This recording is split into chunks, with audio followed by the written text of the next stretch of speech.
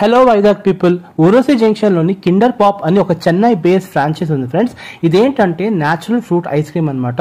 వీళ్ళ దగ్గర ప్రతి ఫ్లేవర్ అన్ని ఫ్లేవర్స్ ఉంటాయన్నమాట. ఈ మధ్యకాలంలో చాలా న్యాచురల్ ఫ్రూట్ ఐస్ క్రీమ్స్ అయితే వచ్చాయి, చాలా కంపెనీస్ వచ్చాయి. కాకపోతే వాటి ప్రైస్ వచ్చేసరికి మినిమం 50 రూపీస్ అయితే ఉండేదన్నమాట.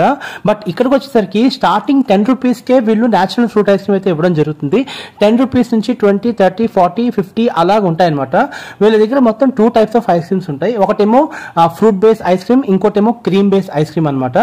సో వీళ్ళ దగ్గర 2 టైప్స్ ఆఫ్ పాప్స్టిక్ ఐస్ క్రీమ్స్ అయితే ఉంటాయి.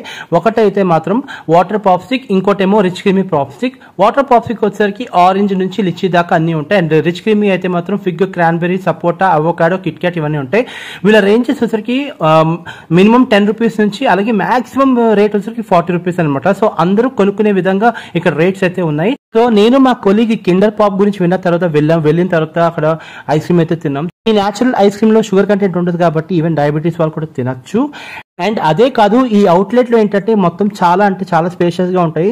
సో ఇక్కడ ఏంటంటే ఈవెన్ బర్త్డే సెలబ్రేట్ చేసుకోవడానికి, తర్వాత గెట్ టుగెదర్ పార్టీ సెలబ్రేట్ చేసుకోవడానికి కూడా ఇక్కడ ఒక స్పేస్ కూడా ఉంది. సో ఆ స్పేస్ కూడా ఏంటంటే వాళ్ళు ఇస్తారనమాట, విత్ మ్యూజిక్ తో కూడా మనకి ఇస్తారనమాట. మ్యూజిక్ సిస్టమ్ కూడా ఉంటుంది.